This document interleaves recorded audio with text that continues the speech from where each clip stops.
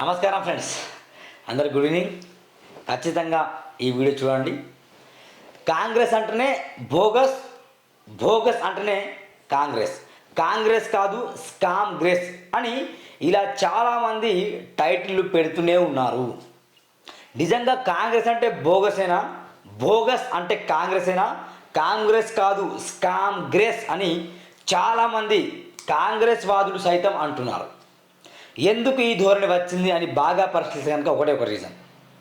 ఇచ్చిన మాటలు, చెప్పిన మాటలు, ఇచ్చిన వాగ్దానాలు ఎలక్షన్ టైంలో ర్యాలీల్లో కావచ్చు, డిక్లరేషన్లో కావచ్చు, ఎక్కడ పడితే అక్కడ ఇక వాగ్దానాలు మాత్రం మామూలుగా ఉండదండి. ఇక పిచ్చి పిచ్చి వాగ్దానాలు ఇచ్చి ఆఖరికి ఈ ఏడాది అవుతున్నా కూడా కాంగ్రెస్ పార్టీ ఏమన్నా తెలంగాణ రాష్ట్రంలో అభివృద్ధి చేసిందంటే జీరో. ఇక చెప్పుడు మాత్రం గొప్పలుగా ఇక ఏదో చేసినట్లు ఇక వేడుకలు జరుపుకుంటారు. ఇక బాగా ఉద్యోగాలు ఇచ్చినట్టు ఎల్బీ స్టేడియంలో నియామక పత్రాలు ఇస్తారు.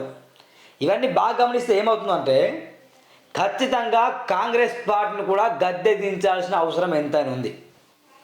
అదేంటి సూరన్న అట్లా మాట్లాడుతున్నాం?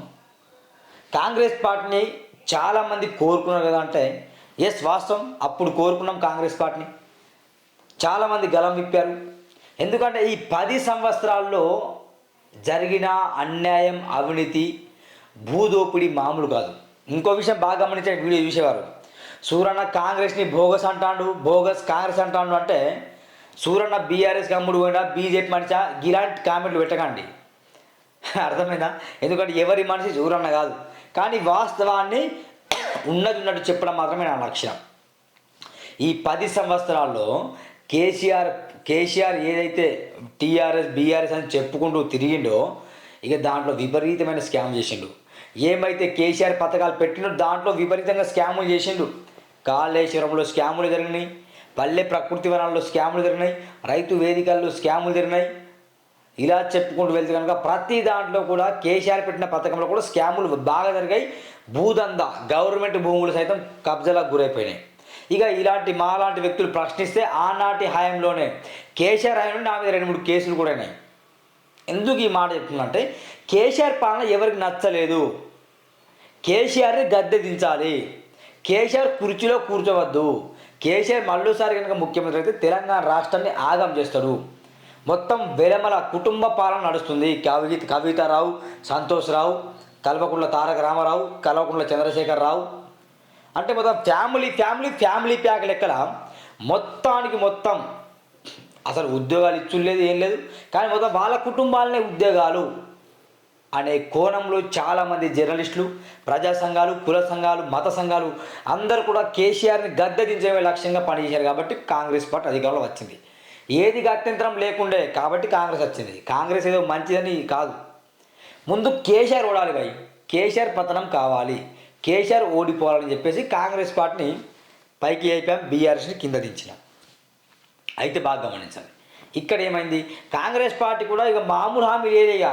ఇక తెలంగాణ రాష్ట్రంలో కాంగ్రెస్ పార్టీ అధికారంలో వస్తే ఇక విపరీతంగా ఏటా 2 లక్షల ఉద్యోగాలు అనగానే ఇక నిరుద్యోగులు పాలాభిషేకాలు చేసి 3 రంగుల జెండా బట్టి సింగమూలే కదిలినాడు అగ్గరు కాంగ్రెసు సూర్యుడు మా రేవంత్ అన్న అంటే అని ఇక విర్రవిగుడిగా రేవంత్ రెడ్డి ఫోటోలు, రేవంత్ రెడ్డి పైన పాలాభిషేకాలు.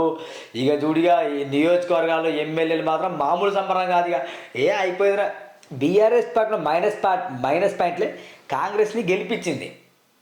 ఇక అందరు అప్పుడు విపరీతంగా రేవంత్ రెడ్డికి జోల పాటలు మామూలు కాదు. ఇక నిరుద్యోగులు అయితే తెగ సంబరపడిపోయింది. ఇక ఈ 10 సంవత్సరాల్లో మాకు ఉద్యోగాలు లేవు, ఏం లేవు, ఎట్లా చేసి మాకు ఉద్యోగాలు రాదని చెప్పేసి ఏటా 2 లక్షలు అంటే కాంగ్రెస్ పార్టీ 5 సంవత్సరాలు ఉంటే 2 లక్షలు ఇంటూ 5 10 లక్షల ఉద్యోగాలు ఇస్తుంది కాంగ్రెస్ పార్టీ.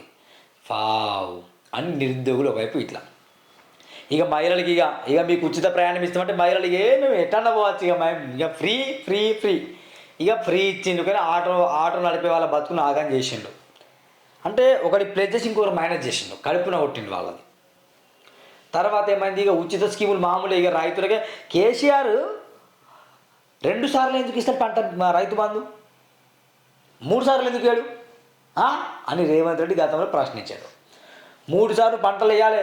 కాంగ్రెస్ అధికారంలో వస్తే 3 సార్లు ఇస్తాం, 10,000 కాదు 15,000 ఇస్తాం, కౌలు పథకం ఇస్తాం, రైతు బంధు పథకం ఇస్తాం. చలో రైతు భరోసా దాని పేరు. ఏంది రైతు భరోసా? ఏమంటాను ఏమంటివి రేవంత్ రెడ్డి? కేసీఆర్ 2 సార్లు ఇచ్చిండు, మేము 3 సార్లు ఎందుకు ఇవ్వకూడదు? 3 పంటలు పండకూడదా? ఖరీఫ్ రబీ సీజన్లో ఇవ్వాలా? 3ఓసారి ఇవ్వకూడదా? మమ్మల్ని గద్దెనెక్కించండి. ఏటా కౌళ్ళు అసలు భూమి ఉన్న వాళ్ళకు కూడా ఇస్తాం, కౌలు చేస్తే వాళ్ళకు కూడా ఇస్తాం. వాళ్ళకు భూమి రైతులకేమో 15,000 ఇస్తాం, కౌలు రైతులకు 12,000 ఇస్తాం. మేము బరాబర్ న్యాయం చేస్తామని చెప్పిండు. ఏది మరి 1 ఇయర్ అయిపోయింది. 1 ఇయర్లో కనీసం కేసీఆర్ ఉంటే 2 సార్లు వేసేవాడు. అంటే ఇట్లా అంటున్నాడు, కేసీఆర్ని పొగడట్లే, కేసీఆర్ ఉంటే 2 సార్లు వేసేవాడు. 1 ఇయర్ అయిపోయింది, పత్తాలేదు జాడలేదు. అయిపోయిందా? ఇక రైతులు అప్పుడే పాలాభిషేకాలు. మా రేవంత్ దేవుడు రాబాయి, రేవంత్ కాంగ్రెస్ రావాలి రాబాయి, చలో కదులని ఇక విపరీతం కదిలేరు. వాస్తవానికి రైతులదైనా నిరుద్యోగం తప్పనట్లేదు. ఎందుకంటే కాంగ్రెస్ పార్టీ ఎలాంటి హామీలు ఇచ్చింది కాబట్టి. నేను ఇంత నవ్వుకుంటూ చెప్తున్నా అంటే నాలో వేదన బాధ ఉంది కాబట్టి నవ్వుకుంటూ ఆనందంగా చెప్తున్నా, అంతేగాని ఏదో సిల్లిగా అనుకోకుండా దయచేసి మిత్రులారా. ఇక రైతులు తప్పులేదు, నిరుద్యోగులు తప్పులేదు, వాళ్ళ ఉచిత హామీలు ఇచ్చింది కాబట్టి వాళ్ళు ఇట్లా ఫీల్ అండి. ఇక రైతులు మరీ ఫీల్. ఇక 2 లక్షలు ఏకకాలంలో 2 లక్షలు రుణమాఫీ డిసెంబర్ 9న అయిపోయింది. ఇక రుణమాఫీ చేస్తామని చెప్పిండు. ఇంకో పెద్ద మోసం దీనిలో చేసింది ఏంటంటే, ఇంతవరకు 2 లక్షల లోపు రుణమాఫీ చేయలే. అర్థమైందా? ప్రజలారా బాగా గమనించండి, చాలామందికి రుణమాఫీ జరగలే. 2 లక్షల లోపు రుణమాఫీ చేస్తామని చెప్పిండు, లిస్టు వచ్చిందని చెప్పిండు. సంబరం చేసుకున్నాడు. ఆడాడు మహబూబ్ నగర్లో, వికారాబాద్లో, కొడంగల్ ఎక్కడ సభ పెట్టి సంబరాలు చేసుకున్నాడు. అయిపోయిందని. ఇక్కడ 2 లక్షల రుణమాఫీ అయింది. అసలే కాదే, అంతా నీచ్ కమ్మిన కుత్తే మాటలు అవి. ఇది ఒకటి మోసం. ఇలా చెప్పుకుంటూ వెళ్తే చాలా ఉన్నాయి. ఇక్కడ కొన్ని ఉన్నాయి చూడండి. ప్రజలను పట్టించుకొని బోగస్ కాంగ్రెస్. మహిళలకు ప్రతి నెల 2,500 రూపాయలు. ఎందరో చెప్పండి, ఇది సాధ్యమా? ప్రజలరా ఓటు వేసేటప్పుడు ఇలా ఆలోచన చేయాలి. మహిళలకు 2,500 సాధ్యమా?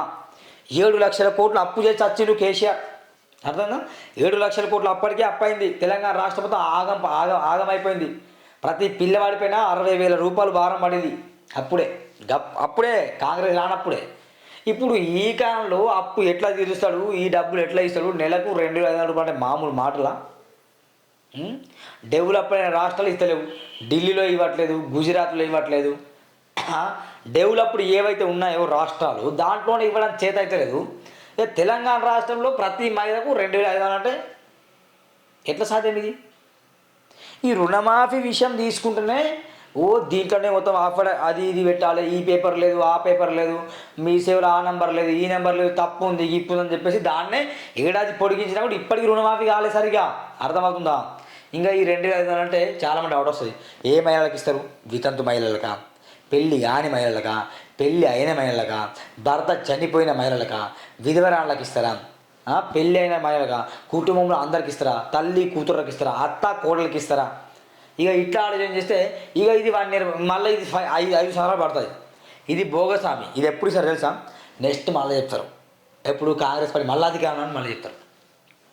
ఇది ప్రతి ఏడు రైతు భరోసా 15,000 అన్నాడు, 15,000 అని చెప్పాడు. ఇప్పుడు ఏమంటారు? 12,000 ఇస్తామని చెప్తాడు. ఒక ఏడాది అయిపోయింది, 30,000. అవి 30,000 ప్లస్ ఇవి 15,000, 45,000. ఇప్పుడు 45,000 ఈ రేవంత్ రెడ్డి లేకపోతే చెడ్డి తీస్తారని ఇది చెప్తున్నా. ఇక వృద్ధులకు 4 పెట్టారు. ఏమైంది? వృద్ధులకు 4 వస్తానే 2 లక్షల రుణమాఫీ. ఇది కూడా జరగలేదు. అందుకే దీన్ని ఏమన్నారు? కాంగ్రెస్ అంటేనే బోగస్, ప్రజలను పట్టించుకొని బోగస్ కాంగ్రెస్. బోగస్ అంటే కాంగ్రెస్ అంటే బోగస్ అని ఇట్లా అంటారు. ఎందుకు ఈ ఉచిత హామీలు ఇవ్వడం? తెలంగాణ రాష్ట్రానికి 7 లక్షల కోట్ల అప్పు ఉంది.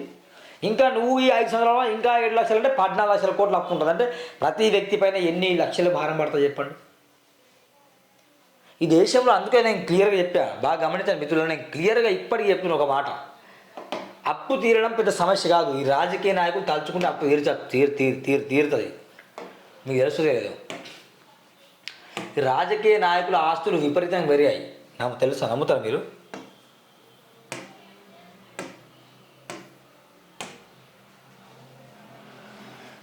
రాజకీయ నాయకుల ఆస్తులు పెరుగుతున్నాయి.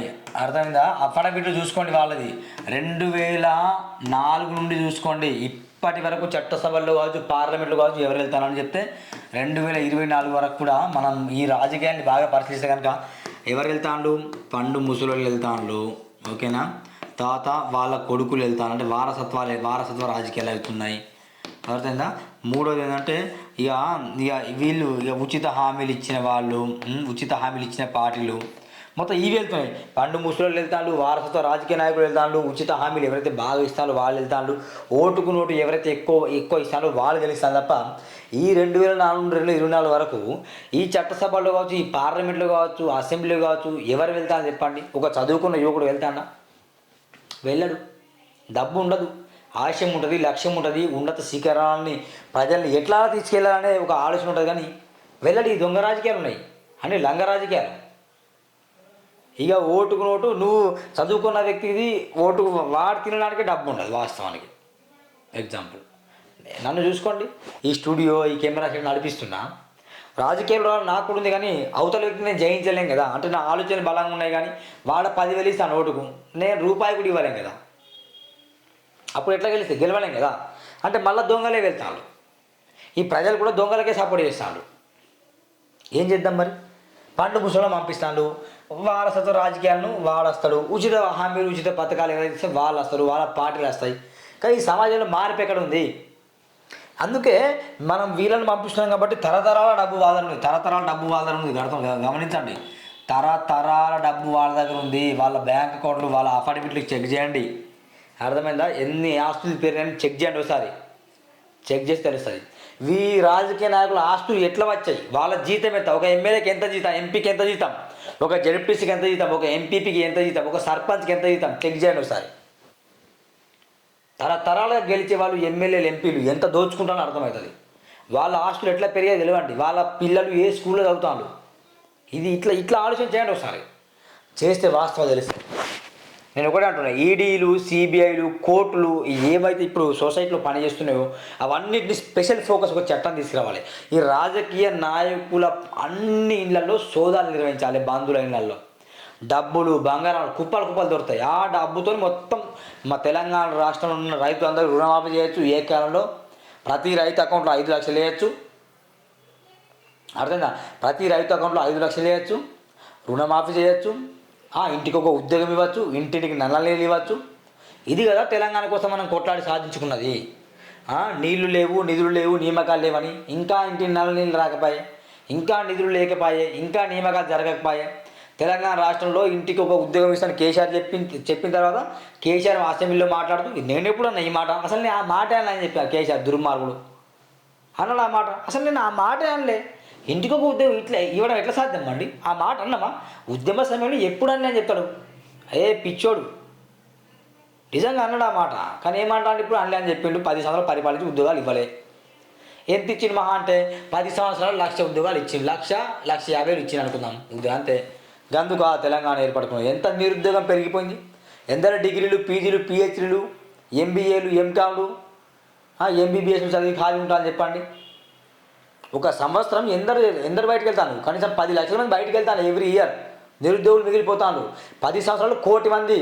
ఈ 5 సంవత్సరాలు కాంగ్రెస్ అయిన ఇంకా 1 కోటి మంది. 2 కోట్ల మందికి భరోసా ఏది? కుటీర పరిశ్రమలు ఏవి? పరిశ్రమలు ఎక్కడ పెడతాను? మండల కేంద్రాలు పరిశ్రమలు ఏవి? నియోజకవర్గాలు పరిశ్రమలు ఏవి? జిల్లా కేంద్రాలు పరిశ్రమలు ఏవి? డొల్లస్, అన్ని మాటలు డొల్లస్. అందుకే ఆల్ పార్టీ ఎజెండా ఒకటే. గమనించండి, బీజేపీ అయినా, బీఆర్ఎస్ అయినా, కాంగ్రెస్ అయినా అన్ని పార్టీల ఎజెండా మాత్రం కేవలం ఒకటే. వాళ్ళు సంపాదించుకోవడం, వాళ్ళ వారసత్వాన్ని ముందుకు తీసుకెళ్ళి తరతరాలు సంపాదించుకోవడం, ఓటుకు నోటు మళ్ళీ ఇవ్వడం, మళ్ళీ గెలవడం, మళ్ళీ సంపాదించడం, మళ్ళీ గెలవడం, మళ్ళీ సంపాదించడం, మళ్ళీ మోసం చేయడం. ఇదే వాళ్ళ కర్తవ్యం తప్ప వాస్తవానికి ఇక అభివృద్ధి చేసే ఆలోచన ఈ రాజకీయ నాయకులకు ఉండదు. ఎప్పుడైతే చట్టసభల్లో, పార్లమెంట్లో, అసెంబ్లీలో యువత వెళ్తారో చదువుకున్న వాళ్ళు అభివృద్ధి చేస్తారండి. ఇది నగ్న సత్యం. మరీ ముఖ్యం చెప్తున్నా, కాంగ్రెస్ అంటున్నాయి బోగస్ అంటే కాంగ్రెస్ బట్టి చెప్పట్లే. మహిళలకు ఇస్తాన్న వాగ్దానాలు లేవు, అన్నీ అయిపోయినాయి, మంట కలిసిపోయినాయి. రైతులకు ఇచ్చిన వాగ్దానాన్ని మంట కలిసిపోయినాయి. నిరుద్యోగులకు 2 లక్షల ఉద్యోగాలు మంట కలిసిపోయింది. 2 లక్షల ఉద్యోగాలు ఇచ్చినా ఎన్ని ఉద్యోగాలు తిప్పి కొడితే 10 ఉద్యోగాలు ఇవ్వలే. నియామక పత్రాలు ఇచ్చిండు కేసీఆర్. ఇస్తాను ఊరించి లాస్ట్లో మొన్న ఓడిపోతాను తెలిసి ఇచ్చినప్పుడు దానికైనా నియామక పత్రాలు ఎలివిషన్లు ఇచ్చేసి కాంగ్రెస్ ఇచ్చిందని చెప్పుకున్నది. డొల్లాస్ ఇది. కాంగ్రెస్ కూడా మోసం చేస్తుంది. అందుకే కాంగ్రెస్ అంటే బోగస్ అంటే కాంగ్రెస్. బీఆర్ఎస్ పార్టీ మోసం చేసిందని గద్దెదించిన కాంగ్రెస్ పార్టీ కూడా మోసం చేస్తుంది. ఇట్లా ప్రశ్నిస్తే మా స్టూడియోల పైన మా మీద దాడులు చేస్తారు. సిగ్గు ఉండాలి వాళ్ళకి. ఎవరి కోసం ప్రశ్నిస్తున్నాం? రేవంత్ రెడ్డికి నాకు పర్సనల్ పగన, కాంగ్రెస్ పార్టీ నాకేమో పర్సనల్ పగన, అభిమానులకు నాకేమో పర్సనల్ పగన. పగ ద్వేషం అనేది ఎక్కడ లేదు, అందరి మీద ప్రేమ ఉంటుంది. కానీ వాస్తవానికి సమాజంలో అభివృద్ధి జరగకపోతే ఎందుకు జరగట్లే, ఎట్లా జరుగుతుంది ప్రశ్నించే బాధ్యత మా మీద ఉంది. కాబట్టి చదువుకున్న జర్నలిస్ట్గా ఖచ్చితంగా మేము బరాబర్ నిలదీస్తాం, ప్రశ్నిస్తాం. ఇప్పటికైనా బాగా గమనించిన మిత్రులారా, కాంగ్రెస్ పార్టీ చేస్తున్న మోసాన్ని పసిగట్టుతాం. కాంగ్రెస్ పార్టీ ఇచ్చిన అభివృద్ధిని, ఇచ్చిన హామీని నిలబెట్టుకోవాలి. అదేవిధంగా 7 లక్షల కోట్ల అప్పు ఉండకూడదు, మళ్ళీ కొత్త అప్పు తేయకూడదు, కానీ అభివృద్ధి జరగాలి. జరుగుతుందా? చేస్తారా? గట్ల హామీలు ఏంటి దమ్ముంటే? అప్పులు దేం అని ప్రామిస్ చేయండి, అప్పులు అసలు మీద తేం అని ప్రామిస్ చేయండి. అప్పులు చేస్తారు, మా మీద మళ్ళీ తప్పులు మోస్తారు. తప్పులు చేసేది మీరే, అప్పులు చేసేది మీరే, మళ్ళా మా మీదనే నిందలు మోపుతారు. మళ్ళీ ఓటుకుని మాకు ఇస్తారు, మళ్ళీ సిగ్గు లేకుండా అమ్ముడు పోతాం, మళ్ళీ ఓటేస్తాం, మళ్ళీ గెలిపిస్తాం. చట్టసభలో పార్లమెంట్లో పండు ముసలోళ్ళు వారసత్వ రాజకీయాలు వెళ్తారు. ఇక ప్రశ్నించే గొంతులు ప్రశ్నిస్తే వాళ్ళకి మీద దాడులు జరిగిస్తారు. ఇది మీ సిద్ధాంతం. అందుకే మిత్రులారా, ఇంకా సూరా టీవీకి ప్లీజ్ సపోర్ట్ చేయండి. ప్రశ్నించే గొంతుగా అడుగు వేస్తున్నాను కాబట్టి నా ఛానల్ని చూస్తున్న ఖచ్చితంగా మీరు సపోర్ట్ చేసి ఆశిస్తున్నా. నా నంబర్ ఇక్కడ రాస్తున్న 8790031672. ఈ నెంబర్కి మీరు ఏమన్నా సూరన్న టీవీ ఛానల్ డెవలప్మెంట్ కొరకు కావచ్చు, సూరన్న టీవీ ఇంకా బాగా ప్రశ్నించాలి, సూరాన్ని ఇంకా గ్రామాల్లో పాదయాత్ర చేయాలి, ఇంకా పోలిటిక్స్ పుస్తకాలు ప్రింట్ చేసి ప్రజలకు ఇవ్వాలి, వాస్తవాన్ని ప్రజలకు చెప్పాలి అని ఎవరైతే ఆలోచన చేస్తున్నాడో వారు మాత్రమే, మరీ చెప్తున్నా, వారు మాత్రమే నాకు మీ వంతుగా ఈ నెంబర్కి ఫోన్పే లేదా గూగుల్ పే లేదా పేటిఎం చేయండి. ఓకేనా? ప్లీజ్ నంబర్ నోట్ చేసుకోండి. కనిపిస్తుంది 8790031672. ఈ నెంబర్కి మీరు ఖచ్చితంగా మీ వంతు చిరు సాయం అందిస్తారని ఆశిస్తున్నాను. మరొకసారి అందరికీ నమస్కారం. Thank you. జై భీమ్, జై భారత్.